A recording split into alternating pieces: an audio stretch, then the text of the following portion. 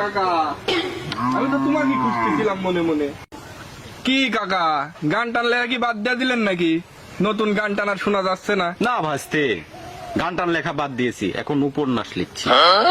ওটা মারিছে রে, তুমি লিখেছো উপন্যাস? তো কি উপন্যাস লিখেছো, শোনাও একটু। দেখ ভাসতে, অবহেলা করিস নে, 500 পাতার উপন্যাস লিখেছি। गजब बेइज्जती है। তাই নাকি? সম্বন্ধে কয় কি রে, শালা গানই লিখতে পারে না, আবার লেগেছে বলে 500 পাতার উপন্যাস। তো চাচা শোনাও দিনি তোমার 500 পাতার উপন্যাস। তাহলে শোন ভাসতে, উপন্যাসের প্রথম পাতায় লিখেছি, এক দেশে ছিল এক রাজা। সেই রাজার একটি শখের ঘোড়া ছিল। সে ঘোড়া নিয়ে রাজদরবার ত্যাগ করলো শিকারের উদ্দেশ্যে, এবং শেষের পাতায় সে শিকার করে আবারও সে রাজদরবারে ফিরে আসলো। তাহলে চাচা এই মাঝখানের যে 498 পাতা, এই পাতাত কি লিখলা? ওই যে টকবক টকবক টকবক টকবক টকবক টকবক টকবক টকবক।